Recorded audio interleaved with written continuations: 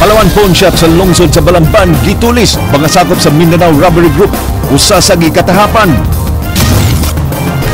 Tulo ka balay na natugan sa poste dihang gidagit sa truck ang kuryente nga nagkutay niini. Duha ka balay natumbahan sa guwang nga punuan sa dakit sa Camagayan. Barko nga gikan sa Cagayan de Oro nga nagpaingon sa Sugbo, nabiriya ug mitakilid. Eskwelahan sa Naga, ilawom sa 10th nagklase. Ilang eskwelahan delikado nga maligiran sa dagkong bato.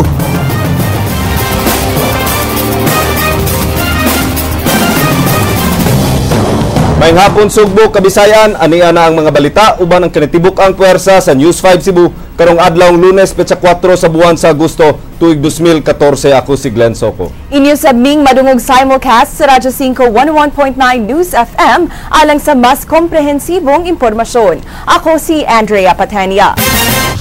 Mga motorista nga moagi sa dakbayan sa Naga gipahibalo sa pagkabalda sa trapiko sa highway tungod sa pagpamutol sa mga akasya, sugod ug mga adlaw. Nagpinirmahay kaganina ang mga lungsod sa habagatang Sugbo na apektado sa pagpamutol sa century-old trees uban ang DENR ug ang Kapitolyo. King Perez, Suginlimi.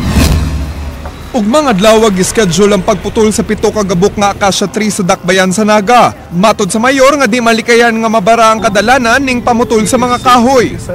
Ang akong grupo ron sa Naga nag-coordination meeting to sila kay haron ang assistance na ugma. Makabalda gyud tingali pero we hope na dili kayo grabe.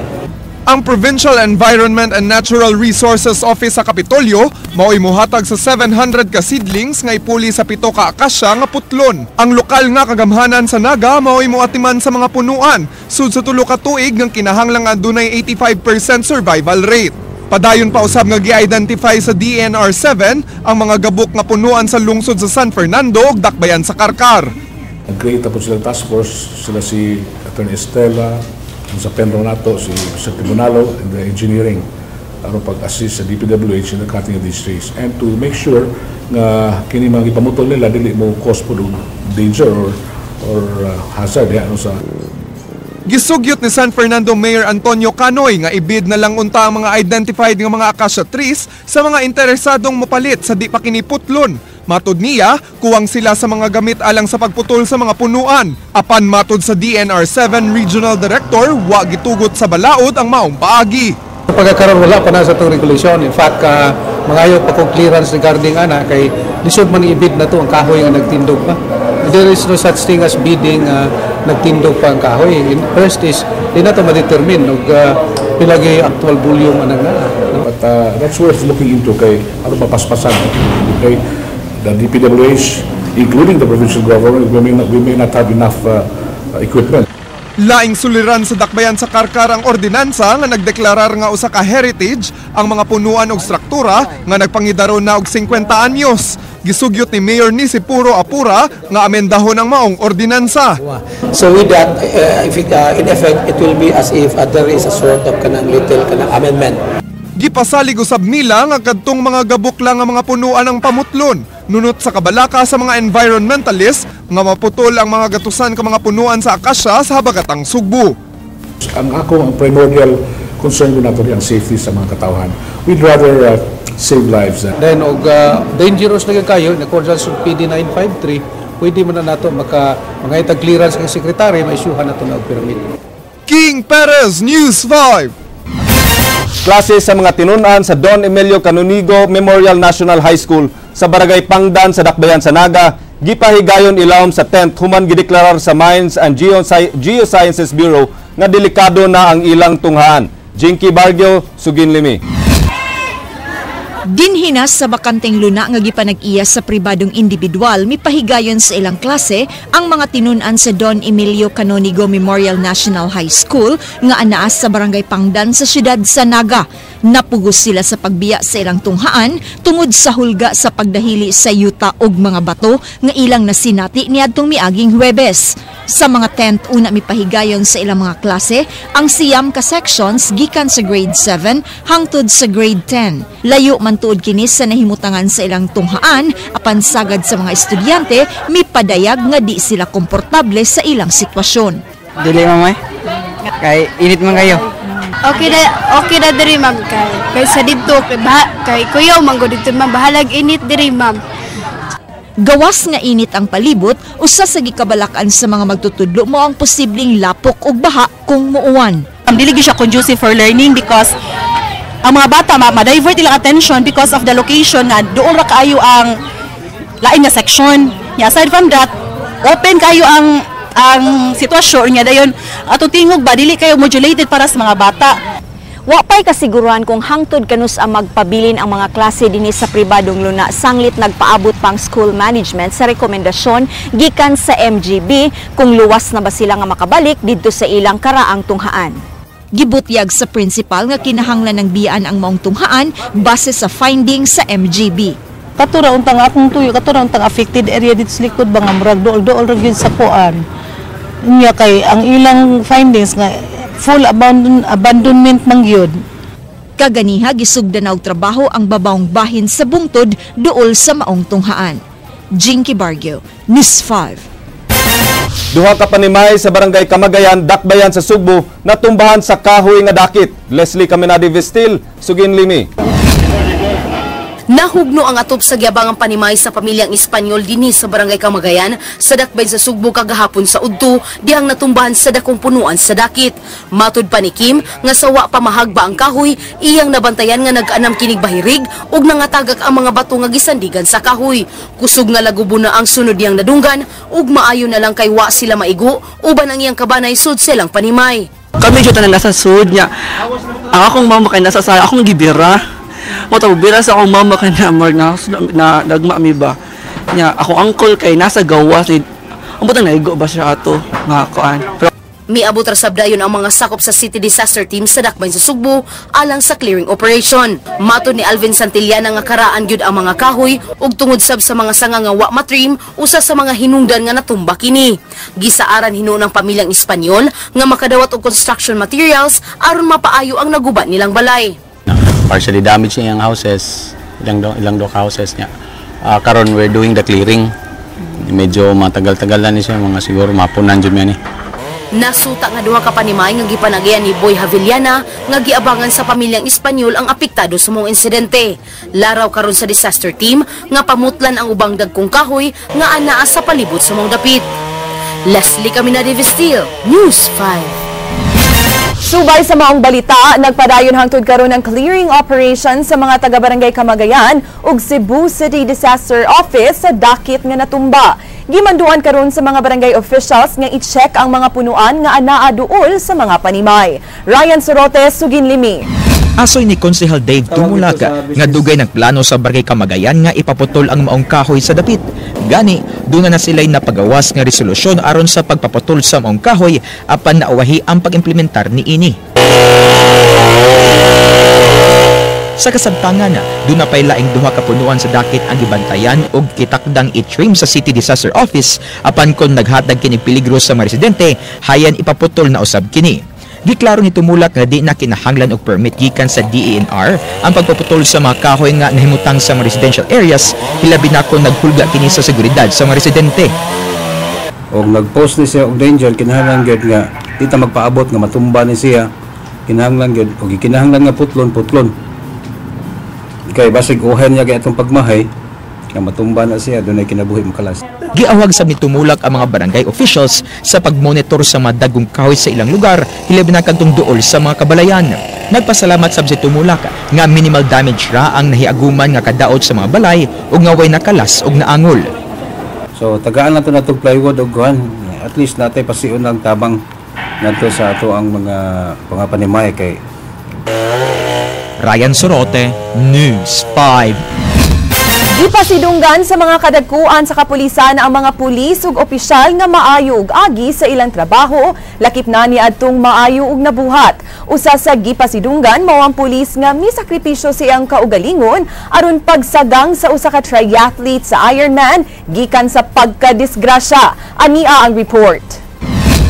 Nagmalinawo ng Ironman 70.3 Triathlon 2014 niadtong weekend, suma pa sa assessment ni Police Regional Office 7 Regional Director Police Chief Superintendent Prudencio Tom Banyas. Gipasalamatan ni inita ng ahensya sa gobyerno nga nagtinabangay sa pagsiguro nga hapsay ug malampuson ang maong international event.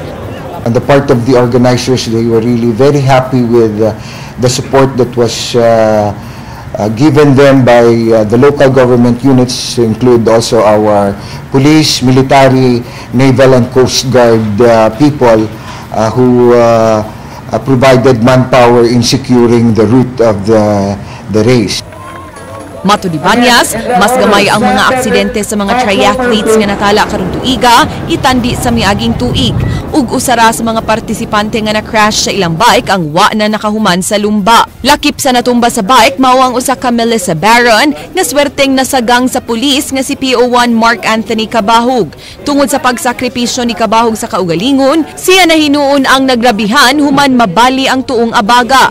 Si PO2 John Pata diha sa Marcelo Fernan Bridge, usa sa mga nakasaksi sa aksidente.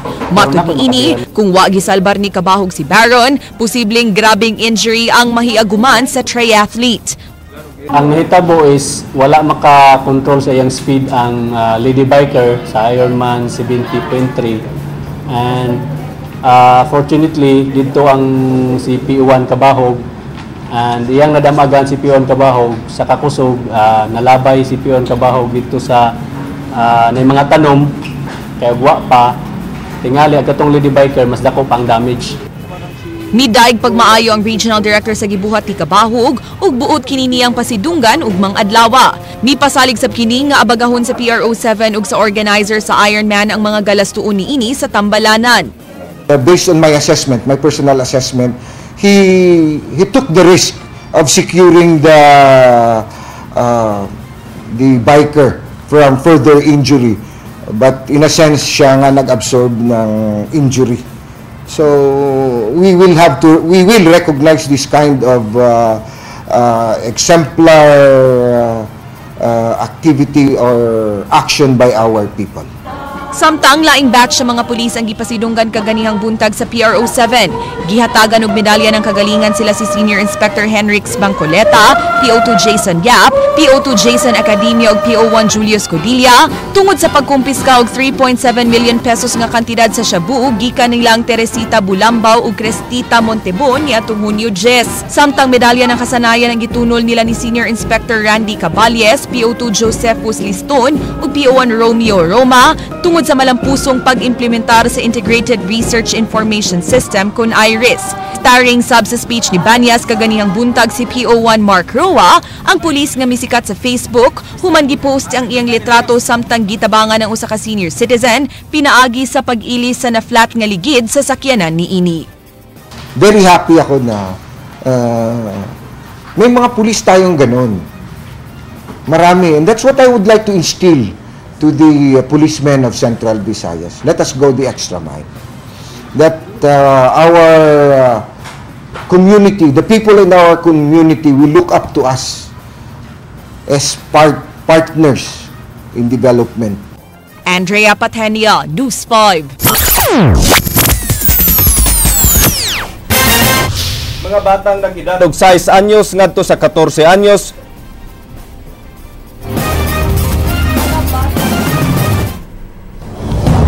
Mga bata nga nag-edad og 6 anyos ngadto sa 14 anyos misalmot sa Iron Kids International Triathlon. Usa sa mga sikreto sa midaog mao ang pagbalanse sa ilang pag-eskwela, pagduwa ug training. King Perez, Suginlimi. Upat ka age categories ang giapilan sa mga bata nga nag-edad og 6 anyos ngadto sa 14 anyos. Sa ilang linghod nga pangnidaron sa mga bata, ang nahimo nila ang pag-compete sa tulo ka mga matang sa sports, sama sa paglangoy, lumba sa bisikleta, ug lumba sa dagan. Champion kining si Justicia Mary Earl Tan, 8 anyos sa 6 to 8-year-old female category sa Iron Kids. Nahuman niyang tibok lumba sud sa 21 minutes ug 57 seconds. Nagsugod siya sa pag-train alang sa triathlon sa edad nga 6 anyos. Matud pa niya, kusog siya mudagan mao nga nahimo siyang kampyon. Kunti lang po yung practice ko. Ang 9 anyos nga Japanese nga si Hyun Dekyon mo'y kampiyon sa 9 to 10-year-old male category. Sud sa 17 minutes ug 30 seconds na human ni Hyundai ang triathlon race. First time niya ang pag-apil sa Iron Kids human sa usa ka tuig nga training. Ang iyang amahan mao iyang coach. Very happy to win. Laing mananaog mao si Samantha Borlane, 12 anyos alang sa 11 to 12-year-old female category. Nahuman ni Samantha ang triathlon sud sa 30 minutes ug 1 second. Napildi niya ang iyang igsuon nga si Tara nga ana lang sa second place. 5 ka tuig nang nagtrain sa triathlon si Samantha ug matod niya nahimo gihapon niya ang pagtungha ug paglingaw-lingaw taliwa sa gikinahanglan nga training. Well, I didn't have to give up my playtime because after training I get to play pa. Yeah, but I also had enough time to study naman. So my dad balances it kasi. Mao kini ang uban pang mananaog sa Iron Kids 2014. King Perez, News 5. Nanghawd sa men's ug women's pro elite division ang usa ka Canadian ug Swiss national atol sa Ironman 70.3 Philippines. Samtang ang major sponsor sa maong prestihiyosong international race way nakit-ang rason kung nganong di subling ipahigayon sa Sugbo ang Ironman Philippines. Gabi Malagar, Sugin Limi. Ingon na ini kadaghan ang misalmot sa ikatulong Kubrat Ironman 70.3 Philippines Triathlon nga gipahigayon kagahapon sa Shangri-La's Resort and Spa, Mactan sa Dakbayan sa Lapu-Lapu. Gibahin sa 5 ka waves ang paglangoy sa 2,500 ka triathletes, diin ang unang wave milangoy sa alas 6:28 nga maoy official time sa pagbukas sa maong event. Kampiyon sa men's division sa Pro Elite ang Canadian national nga si Bruce McMahon, kinsa milabang sa finish line sa oras nga 3 hours 59 minutes and 5 seconds. Sa miaging tuig, igo lang milandig sa ikalamang pwesto si McMahon apan naningkamot siya nga molampos karong tuiga. Samtang ang Swiss national nga si Caroline Stephen mao'y kampiyon sa Women's Pro Elite Division ug milampos siya pagdipinsa sa iyang titulo. Si Stephen kinsa tulo na katuig nga midominar sa maong lumba, miabot sa finish line sa oras nga 4 hours 32 minutes and 34 seconds. Kay ikatulo naman karong tuiga nga dinhi sa Sugbo ang maong international triathlon event, gipangutana atol sa Meet the Champs post-game media interview si Wilfred Steven Oitingso nga usa sa major sponsor kung anhi baghihapon himuon ang maong event sunod tuig. Because we want to improve continuously and not just make this a better race, but we want to make this one of the best races in the world. Gabi Malagar, News 5. Pawn shop sa lungsod sa Balamban gitulis. Nakuha og dulan 300,000 pesos nga kwarta. Jinky Bargio, Sugin Limi. Nakugang si Jennifer Atis dihang nakita niya kagahapon ang aktwal nga pagpanulis sa upat ka mga lalaki sa Palawan Pawn Shop nga nahimutang sa sitio Alang-Alang, Barangay Buanoy sa lungsod sa Balamban pasado alas 4 sa hapon. Si Jennifer pila ra ka metros ang gilayon gikan sa pawn shop ug bisan sa kakuyaw nakahimo pa siya sa pagpakitabang sa barangay hall. Nya wala kayo siya kaduol ba nya wala kay mi kakuha kayo og unsa gi klaro gyud nga hitsura sa tawo man ba basta nagjacket sila gitom ang tulo nagjacket og gitom unya ang usa kuan ra nag t-shirt og puti. Ang chief sa tanod sa maong barangay nga si Alan Milan daling mirespondi sa lugar apan sa iyang pagduol suway pa siyang gipusil sa usa sa mga tulisan. Ang akong nakitaan nangutana ko dong kasi problema mao kung kita nga nibunot mo sing armas sing tubangan. Ya, oto nga gitiyon sa ko gikablet niya banti ko. Kada duha gyud sa gunson nga gikablet. Sa follow-up investigation sa kapulisan na suta nga dulan sa 300,000 ka pesos ang nasakiyo sa mga tulisan gikan sa vault sa maong pawn shop. Apan nagtuo sila nga dili local boys ang mihimo sa krimen kay wa kini magtap-tap sa ilang mga naong. Duha ka ang gulo ang gisubay karon sa Balamban Police Station. Usa pasad na sa mong isubay karon nga ang gulo kay pura mag daghang bang maranay mga lapsis dito sa ilahang bitong concept sa seguridad sama sa walay CCTV tapos ang gwardiya mura relax kayo ditabo ang killer sad. Kasamtangang girilibo ang tulo ka teller nga on duty kagahapon. Duha ini mga babay, lakip na sab ang ilang gwardya. Gikatakda sab nga makig-alayo ng kapulisan sa Land Transportation Office aron subayon ang tag-iya sa duha ka motorsiklo nga nakuhaan og plate number. Laraw sab nilang ipa-enhance ang kuha sa CCTV footage gikan sa ilang barangay. Musulod lang yung sila na sa required nga kinanglan na agi CCTV. Mao na yung pinaka-importante yan. Kaya kaso man nagdili magwad masakpan-sakto bitaw sa mga otoridad. Manulis, so naagi tayo matrace na to ba ilang mga itsura kung sa gitinod ni Tabo. Jinky Bargyo, Miss 5. Mga sakop sa Mindanao Robbery Group ang gikatahapan nga nagtuli sa maong ahensya sa alahas sa lungsod sa Balamban. Ang mga pulis adunay nahipos nga kasayuran na ang pundok sa tulisan ania sa Sugbo humananuli sa SM Cagayan de Oro City. Ania ang report. Gitanaw karon sa kapulisan ang posibilidad nga mga sakop sa Ampang Colangco Robbery Group sa Mindanao ang mituli sa Palawan Pawn Shop sa lungsod sa Balamban kagahapon. Kahinumduman nga gipaibaw ni Police Regional Office 7 Director Prudencio Tom Banyas ni adtong miaging semana nga nakadawat silang mga taho nga miabot dinhi sa Sugbo ang grupo sa mga tulisan aron paglanay ug pagbaligya sa mga alahas nga ilang nakawat. Sila ang responsable sa pagpanuli sa usa ka jewelry store sud sa SM Cagayan de Oro.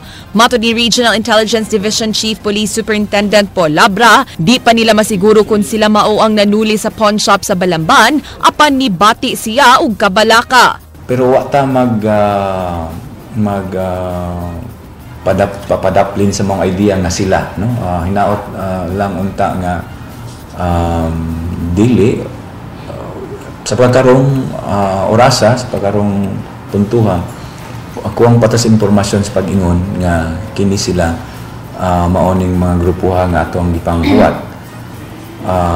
But ako mismo nahadlok nga basin. Usa sa mga modo sa grupo mao ang pagpanuli sa mga gagmayng establisamento aron makapundo og dakong kita alang sa mas dakong operasyon. Murag SOP, no? Murag mo kanilang modo, no? Mode of operation. Kung dunay mga dagko silang pagatirahan, ang ilang mga pagkuhaan og pundo kanilang mga ginagmay nga mga pagpanulis, no, sa mga gagmay nga establishmento. Ila kaning punduhon og makaabot sila og dakong pundo na nga mao ilang kasuporta sa mas dagko nga pagpanulis o dagko nga mga krimen nga ilang buhaton. Tungod ni ini, gipa-alerto na ni Police Regional Office 7 tanang police directors aron pahugtan ang seguridad sa ilang tagsa-tagsa ka areas of responsibility. Hugtanong pabantayan tanang commercial ug financial establishments, hinanga na matikdan nga diha musiaw ang mga daotang elemento matag human sa usa ka dakong kalihukan. We'll call the attention of our local commanders and for our yung mga pawn shops, mga jewelry stores, and other stores na nag-maintain ng inventory of highly valued items to be extra vigilant. Samtang patubago ni Labra ang hepe sa Balamban nga si Senior Inspector Cesar Misola kung nganong nahitabo ang pagpanulis nga wa man unta sila gikuhaan og sakop aron pagbantay sa Ironman Triathlon kagahapon.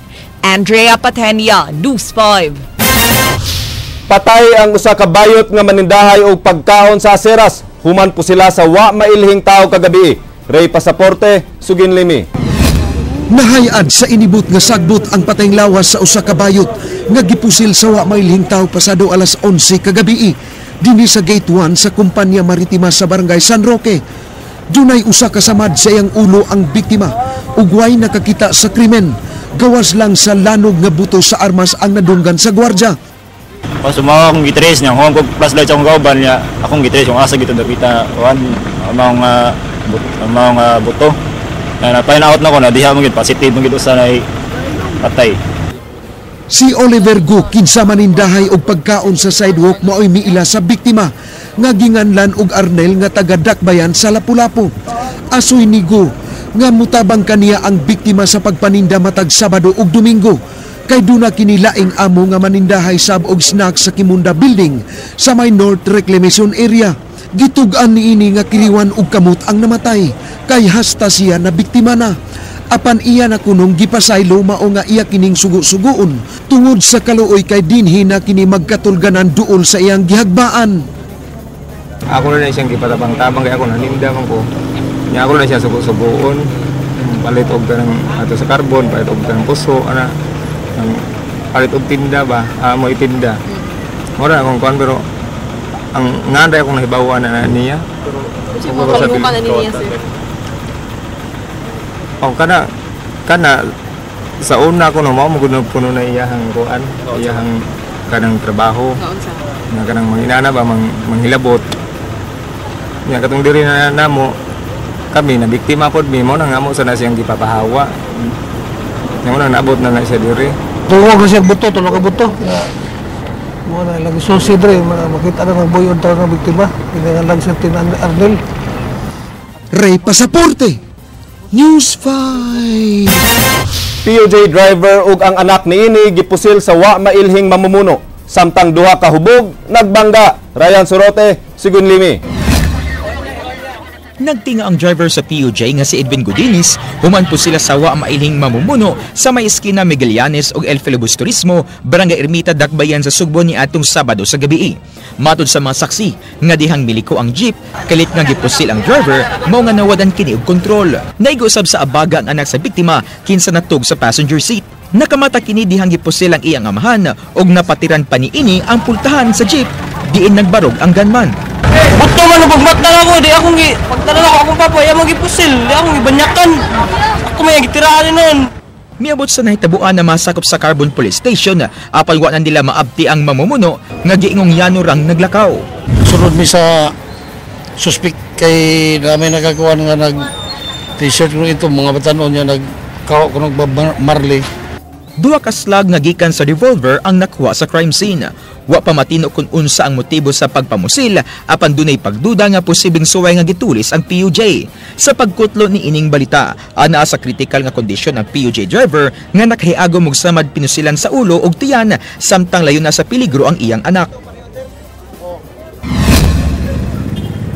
Nagkadugog nagpingit sa kasakit kining lalaki nga nabanggaan sa motorsiklo nga gimaniho ni Miguelio Diyota. Gikan sa downtown area sa Diyota og paingon na untang muuli diyang naigo kini duol sa tiilan sa mambaling flyover ang wa mailhing lalaki.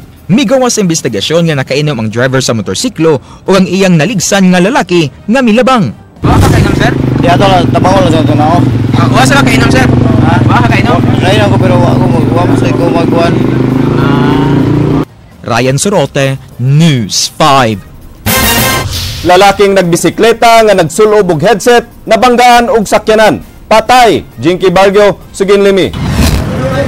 Nagpasad sa Esos Meña Avenue sa utlanan nga bahin sa Dakbayan sa Sugbo ug Mandawi ang mga ginhawaan sa baboy nga dala ining lalaking biktima nga naligsan samtang sakay sa iyang light blue nga bisikleta pasado alas 6 kaganyang buntag. Giingong gikan sa syudad sa Mandawi ang biktima dihang nadumbulan ining itom nga sakyanan nga padung sab sa syudad sa Sugbo. Matud sa driver ni ini nga nailhang si Arnold Nahera, kalit lang nga mitabok ang biktima sa dan kinsa nagsulob og blue nga porontong ug puti nga t-shirt. Di kalit ra gid ma'am. Wa gyud ko kabantay mga 5 meters sakit anak ko siya nasa kutubangan na. May tag naskilit-kilit pagamay malikayan ako. Naagi sa sentro. Actually second lane naman eh. Nasuta sa investigasyon sa City Traffic Operations Management kun SITOM nga nagsulob og headset ang biktima ug posibleng wa kini makadungog sa busina sa nakabangga nga driver tungod sa kakusog sa sounds ni ini. Sa pagkaron wa gyud tay makuha identification kay sa natay na-recover sa iyang lawas, iyara ning wallet niya puno og kwarta. Unya naa siya cellphone, phone mata na yung cellphone pero wa tay nama siya pin number sa kinahanglanon. Tungod sa impact sa aksidente, nalagpot ang pinalit ining ginhawaan sa karning baboy din ang uban ini mipilit pa sa windshield sa sakyanan. Kasamtangang gikustodiya sa SITOM ang driver nga nakabangga. Jinky Bargio, News 5. Gidunggab gamit ang ice pick ang duha ka construction workers nga gikan na Nisco sa Maydan, Santiago. Ray Pasaporte, Sugin Limi. Gitabang sa rescue team kining duha ka construction workers nga gipandunggab pasado alauna ganihang kadlawon sa Maydan, Santiago. Unang gisakay sa tricycad ang mga biktima aron dadun unta sa Cebu City Medical Center. Apan ang usa ka biktima natagak sa karsada. Ako lang itilayas na maglingko ba, may mga tama ba, yung sakay lang dudong. Sakay lang duha, kapag sa nakakauban na usa, sakay makabuti. Makabuti, tumba. Tumba na, ikot tabang-tabang, ang mga sakay na, di man mo akong sakay. Nungulang ko rin, ako pulis. Niabot sa crime scene ang duha ka kauban sa mga biktima. Kinsa maoy miila nila nga silang Roger Yunto ug igagaw niini nga si Angie. Puros lumad nga taga Barangay Isabela sa lungsod sa Binalbagan, Negros Occidental. Kana sila kuno gisuya dito sa kwan ba diskuan ba sa bus. Gisuya ang ay kana nang sayo-sayo mga pasikat. Dugang ni Sartaguda nga walo silang nannisko sa may Dan Santiangco ug niuna silang uli sa ilang gitrabaho ang construction site sa may Fuente Osmeña kay nakakitag bikil ang usa nila kakauban kinsa ni uli na sab ni adtong higayuna. Sa atbang sa diskuhan ng lingkod ang biktima ug kauban nini dihang giduol ug gidunggab. Uyawan ko ganina daliag madali ug sulod. Uyawan ko unsa na to kansakan Juan, menunggap sila dia ba? Kuman, lumbanin sila kusibat. Sila kabuk ni nunggap. Usar mo kabuk. Sa nakuang impormasyon sa kapulisan, ang suspek higala sa canvasser sa maong diskuhan apan naglisod sila sa pag-ila kay hasta ang bouncer wa makakita. Mga biktima gikan sa sod sa ining imnanan diri nga nanggawas, na tabog kagubos gawas. O lagi nang nag-imbestigar og kinsa tong nakadungga batong duha kay may istorya nga mga kanbasir kuno to gawas. Kasamtangang giatiman sa Cebu City Medical Center ang mga biktima nga pulos nakaangkon og samad sa ilang tiyan. Ray Pasaporte, News 5. Nakasinati og engine trouble ang usa ka cargo ug passenger vessel nga gipanag-iya sa Super Shuttle Ferry hinungdan nga naaberya kini sa kadagatan duol sa isla sa Balikasag sa Bohol. Gikan sa Cagayan de Oro City ang maong barko ug paingon dinhi sa Sugbo. Ryan Sorote, Sugin Limi. Naaberya pasado alas 2 kaganyang kadlaw ng cargo o passenger vessel nga Super Shuttle Roro 3 dor sa isa sa Balikasag sa Lalwigan sa Bohol. Usa sa mga pasahero sa barko nga nagbase sa Sugbo ang nagpahibaw sa insidente sa command center sa Dakbayan. Daling girilig sa command center ang hitabo sa Philippine Coast Guard Cebu Station ug sa Provincial Disaster Risk Reduction and Management Office nga dali nakapadala og mga barko aron motabang sa maong barko. Nagpahibaw siya nga peligro ang ilang hadlok sila kay tungod sa bawod.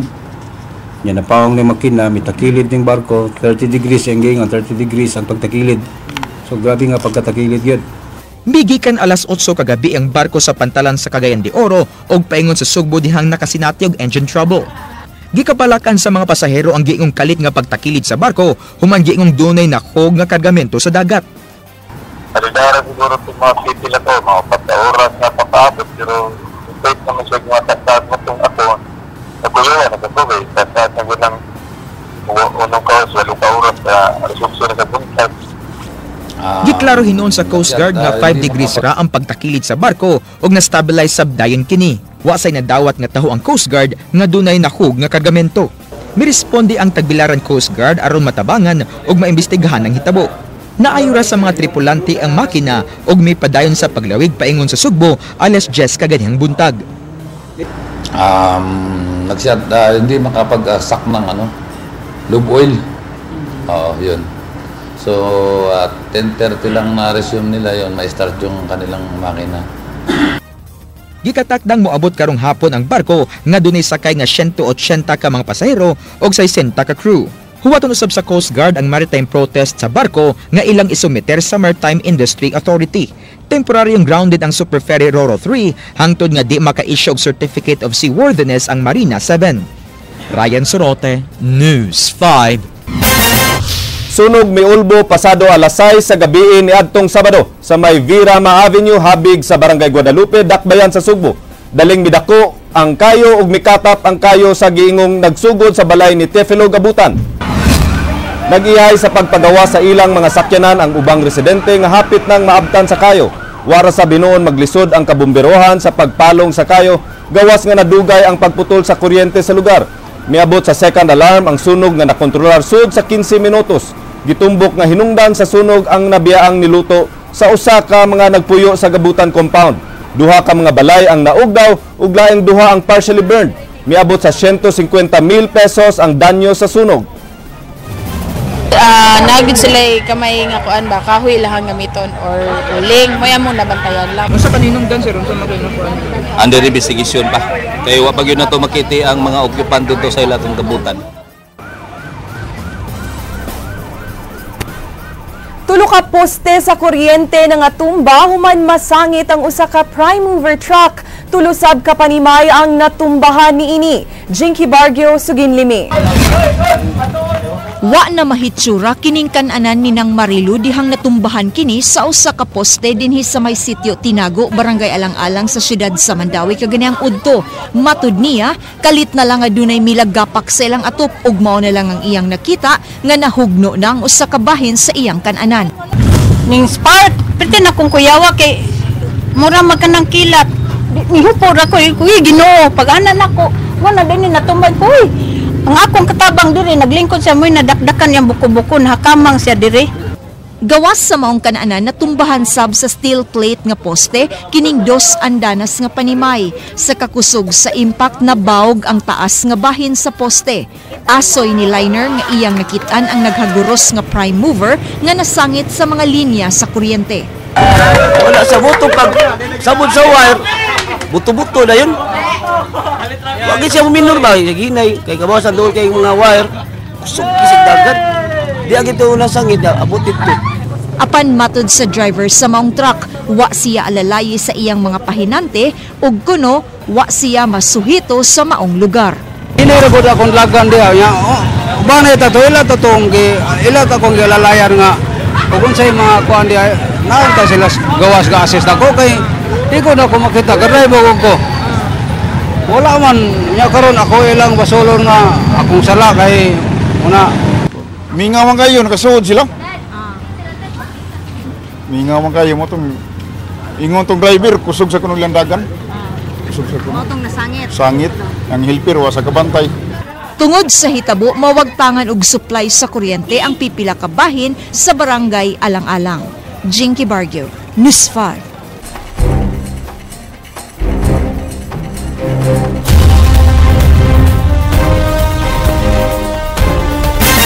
Wa makauli sa ila ang usa ka lalaki nga padung mosakay og barko kagabi dihang nakuhaan og shabu sa iyang bulsa. Ray Pasaporte, Suginlimi.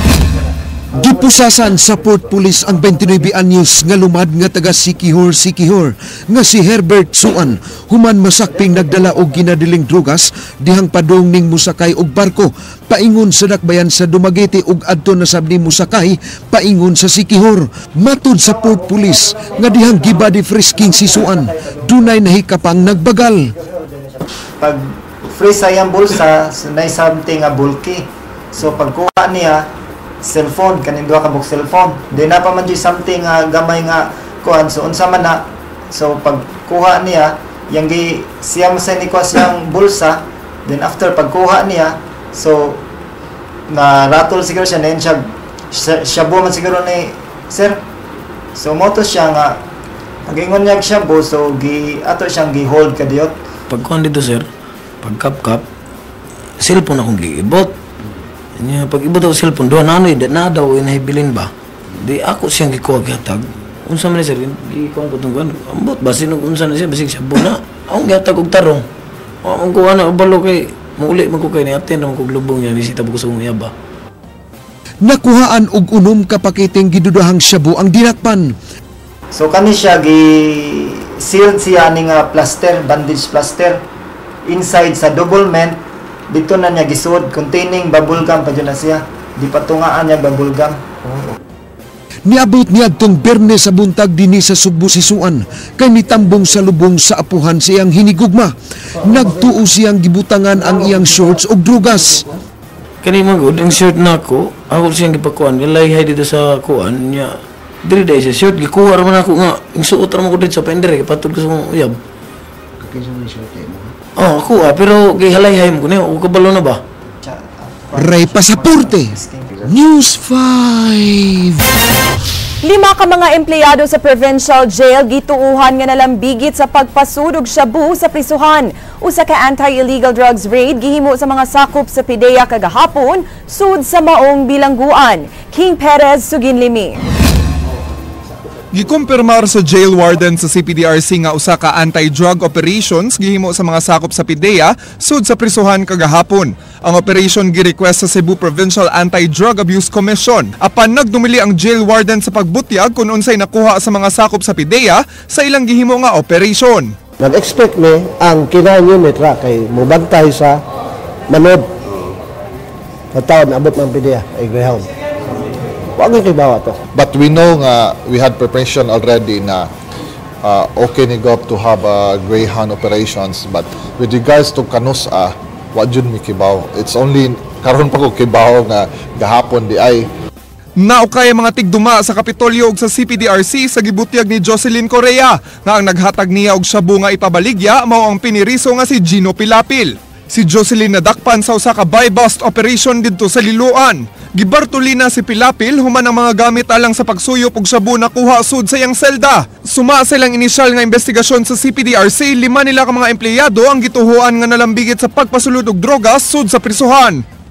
Ang atong investigasyon sige pa. Na atong mga nga atong gisuspikan nga apin. Dito ongoing pa. Within sa inyo?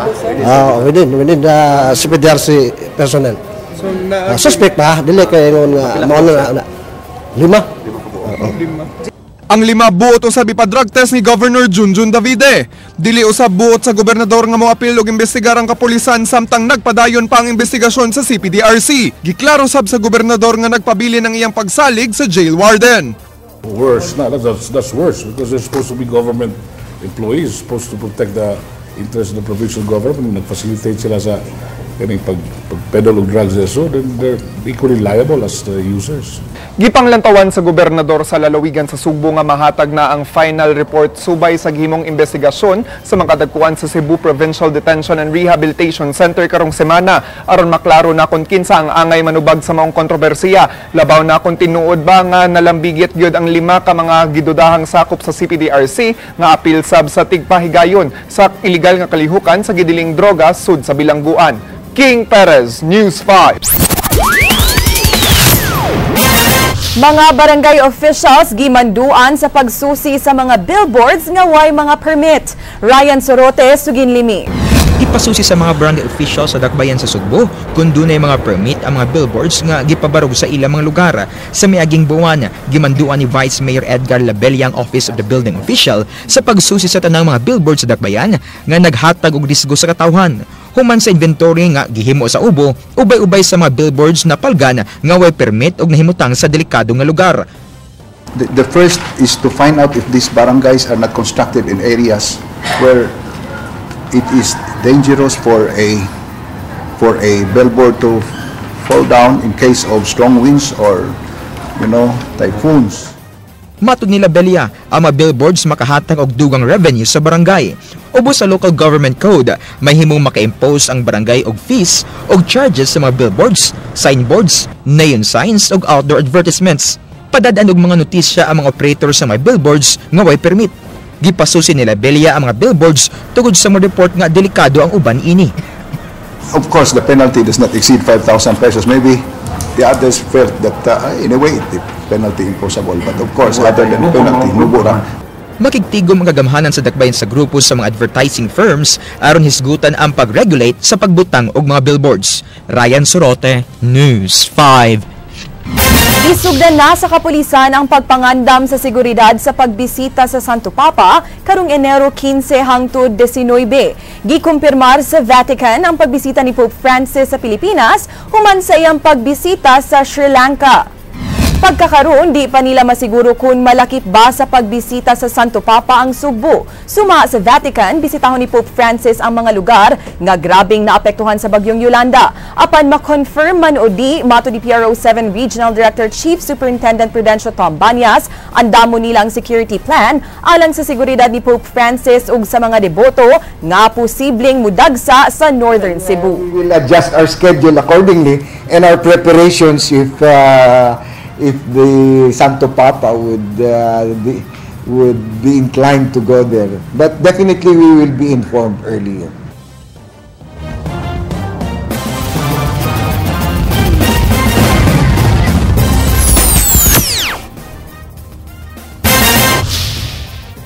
Atong Sabado ang fun walk sa mga opisyal ug empleyado sa Kapitolyo isip kabahin sa kasaulugan sa ika-445 nga founding anniversary sa lalawigan. Nagsulob og yellow t-shirt ang tanang misalmot nga nanukad sa Capitol Ground paingon sa Fuente Osmeña Rotonda. Dayon libot pabalik sa Capitol Ground. Samtang dunay gipahigayong fun run ang Police Regional Office 7 nga gisalmutan sab sa mga pulis ug non-uniform personnel. Nagsugod og gitapos ang kalihukan sa Plaza Independencia.